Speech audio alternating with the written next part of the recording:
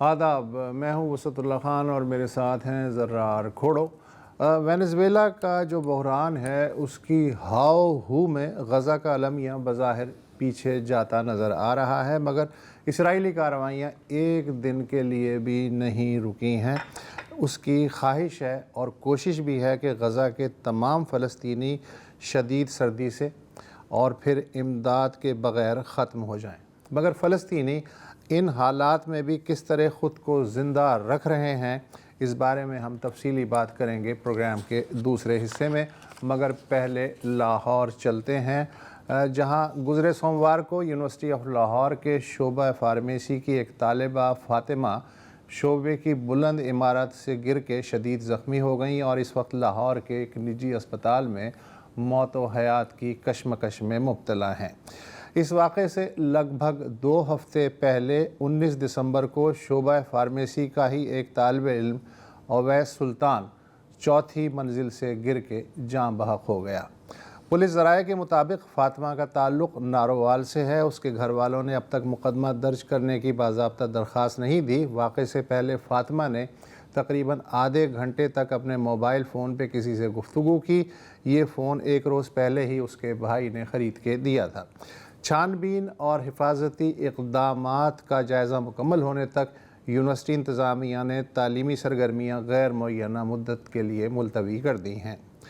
گزشتہ چند برس میں ایسے افسوسناک واقعات متعدد تعلیمی اداروں میں رونما ہوئے ہیں۔ چنانچہ یہ سوال بھی بار بار اٹھ رہا ہے کہ آج کل کے طلباء و طالبات کس طرح کے خاندانی، سماجی، سوشل میڈیائی اور تعلیمی دباؤ کا سامنا کر رہے ہیں۔ کیا ان بچوں کی کاؤنسلنگ کا بھی کوئی تسلی بخش انتظام ہے یا نہیں؟ اس طرح کے افسوسناک واقعات کی ذمہ داری تعلیمی اداروں اور طلباء کے خاندانوں پہ کس حد تک عائد ہوتی ہے؟ انہی سوالات کا جواب تلاشنے کے لیے ہم نے پنجاب یونیورسٹی کے شعبہ عمرانیات سے منسلک استاد ڈاکٹر رضوان صفدر کو زحمت دی ہے۔ ڈاکٹر صاحب، thank you so much for joining us. یہ جو رضوان صاحب، یہ جو طلباء پر کئی طرح کے دباؤ ہوتے ہیں ظاہر ہے، تو سب سے پہلے میں یہ جاننا چاہوں گا کہ یہ جو خاندانی دباؤ ہے وہ کتنا ہوتا ہے؟ یہ جو نمبر لانے کی دوڑ ہے، کٹ تھروٹ کمپٹیشن میں کودوانے کی دوڑ ہے، اور پھر کورس کا کتابیں جو ہیں، کورس کی جو کتابیں ہیں ان کا بوجھ الگ ہے، تو اس بارے میں بتائیے کہ آپ کا تو انٹریکشن چونکہ ہے اس جنریشن کے ساتھ، وہ کیا کہتے ہیں؟ جی، تھینک یو سو مچ سر۔ میں یہ کہوں گا کہ ہم کہتے ہیں سوشل سائنس میں، سوشیالوجی میں، کہ جو سب سے اہم بنیادی جو سوشلائزیشن کا ایجنٹ ہے وہ فیملی ہے۔ جی، اب ہمارا چونکہ ہمارے اپنے بچے بھی ہیں، ہم ان کی بھی سوشلائزیشن کر رہے ہیں اور ہمارا سارا دن انٹریکشن بھی رہتا ہے، تو ایک جو میرا خیال ہے کہ اتنی سادہ بات نہیں ہے کہ کیوں فیملیاں پریشرائز کرنا شروع کر گئی ہیں۔ یہ تو پیٹ بات ہے کہ جی فیملیز نے پریشرائز کرنا شروع کیا ہے، اور ایک عرصہ ہو گیا ہے کہ اب بہت پریشرائز کر رہی ہیں، بہت ہائی ایکسپیکٹیشنز ہیں۔ اب اس کے پیچھے ایک پورا آپ یوں کہہ لیں کہ پوری ایک کیپٹلسٹ بزنس ہے کہ پہلی بات کہ، اور سرکار کے لیول پہ بھی ظاہر ہے کچھ باتیں ہیں کہ آج سے 10-15 سال پہلے تک جو نمبرز تھے وہ ایسے نہیں آتے تھے کہ 1100 میں سے 1100 ہی نمبر آ گئے، 1100 میں سے 1095 نمبر آ گئے۔ تو اتنا کمپٹیشن زیادہ بڑھ گیا ہے کہ بچوں کے اوپر اتنی زیادہ ایکسپیکٹیشنز، ہائی ایکسپیکٹیشنز ہو گئی ہیں کہ والدین نے اب مطلب آپ 99% بھی لے کے آ رہے ہو تو والدین یہ سوال پوچھتے نظر آتے ہیں کہ 1% کدھر گیا۔ ایون ہماری اپنی فیملیز میں یہ گفتگو ہوتی ہے۔ دوسری طرف جو کورس کا لوڈ ہے وہ اتنا زیادہ ہے بچوں کے اوپر، کیونکہ جو انگلش میڈیم ہے سارا اس کے اندر، ایون یونیورسٹیز کی بھی بات کریں تو وہ کورس لوڈ اتنا زیادہ ہے کہ بچے اس کو مینیج ہی نہیں کر پا رہے ہیں۔ اور آپ نے جو شروع میں بات کی کہ سوشل میڈیا نے تو ان کو ویسے ہی ڈسٹریکٹ کیا ہوا ہے کہ وہ کبھی ادھر دیکھ رہے ہیں، موبائل کی طرف دیکھ رہے ہیں، کبھی کورس کی طرف دیکھ رہے ہیں۔ تو میرا خیال ہے کہ جو پیرنٹل ایکسپیکٹیشنز ہیں اور جو اپنے کزنس کے ساتھ ان کو کمپیئر کرنا اور ان کو یہ بتانا کہ فلاں کے اتنے نمبر آ گئے ہیں، تمہارے اتنے نمبر نہیں آئے، تو میرا خیال ہے کہ یہ انڈر ایمنس پریشر جو ہے وہ بچوں کو اس میں اچھا، یہ تو خاندانی دباؤ کی آپ نے مختصراً ایک جھلک دکھا دی. یہ بتائیے کہ جس ادارے میں وہ پڑھتے ہیں، آج کل میں سمجھتا ہوں کہ کسی زمانے میں ہوگا کہ تعلیم ایک مشن ہوتی ہوگی، لیکن اب تو ایک انڈسٹری ہے، ایک کارپوریٹ سیکٹر کی ایک برانچ سمجھ لیں اسے. تو اس لحاظ سے جو بچے تعلیمی اداروں میں ہوتے ہیں، تعلیمی اداروں کی جانب سے کس کس طرح کے پریشرز ہوتے ہیں ان پہ، جنہیں وہ بعض اوقات جھیل بھی نہیں سکتے؟ جی سر دیکھیں، میں یہ کہوں گا کہ یہ انٹر پلے ہے نا پورا سوشو اکنامک اور اکیڈیمک.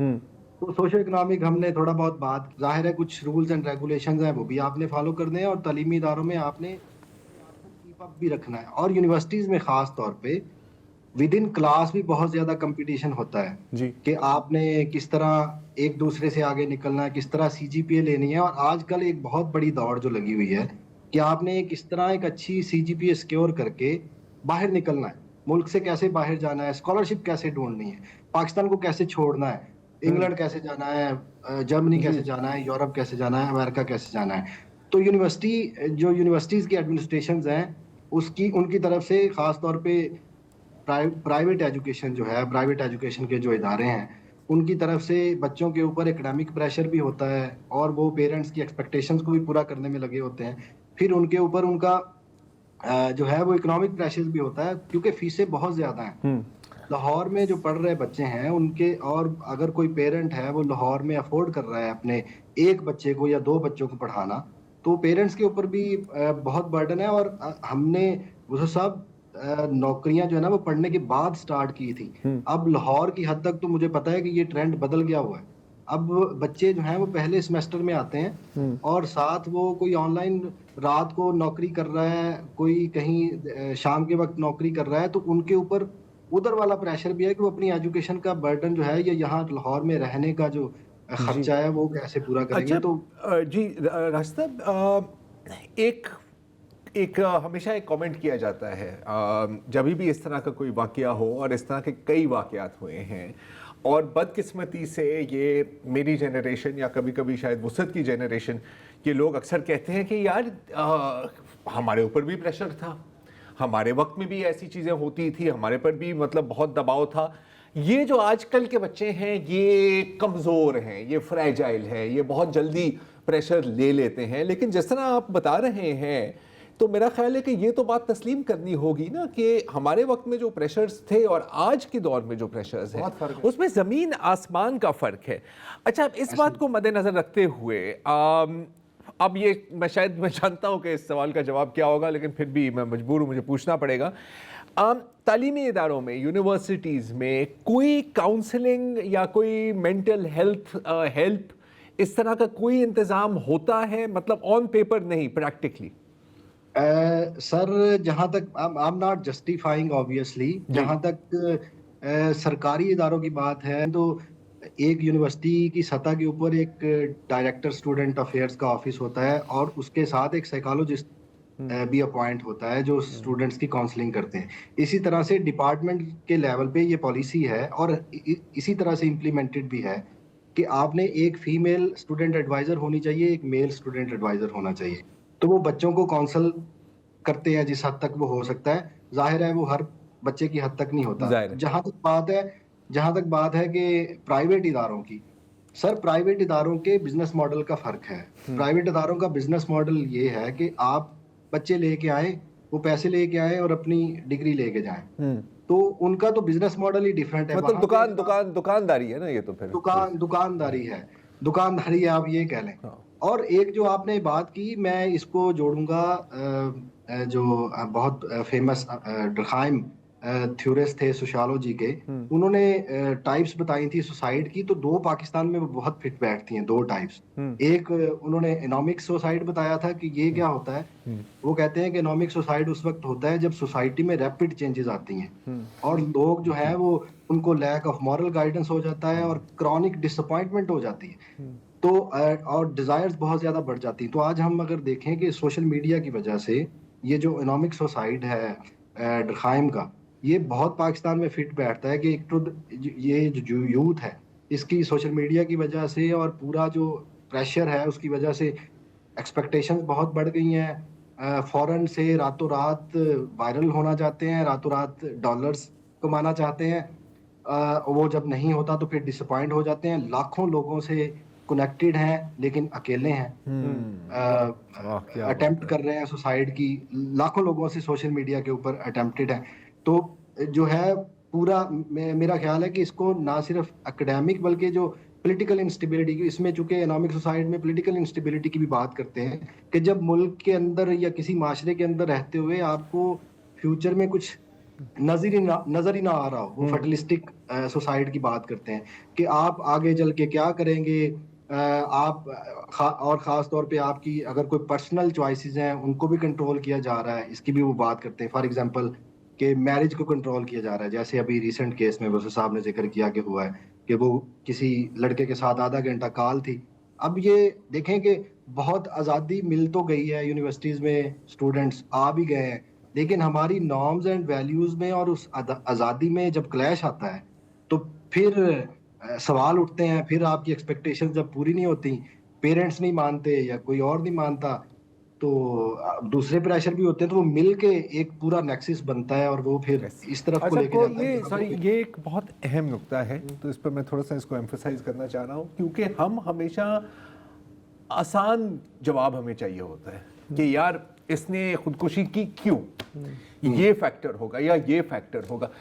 कभी कोई एक फैक्टर नहीं होता, ये चीज़ों का मिलाप होता है। मुझे याद है कि one of the first interviews जो मैंने किया था अपने करियर में वो डॉक्टर मुराद मूसा का था, जिनको एक तरह से फादर ऑफ साइकोलॉजी भी है पाकिस्तान में, और उनका जो शोबा है, उनकी जो स्पेशलाइजेशन है वो सुइसाइड ही थी।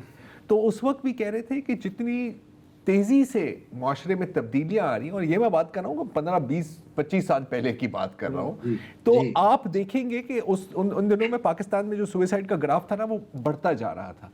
रिवायती तौर पर हम कहते थे कि मुसलमान ममालिक में सुसाइड रेट कम होती है, और ये कुछ हद तक सच भी है यहाँ पर, लेकिन रिपोर्ट भी नहीं होती। और पिछले कई सालों में आपको याद है चित्राल में लाइन से खुदकुशियां हुई थी, लाइन से खुदकुशियां हुई थी।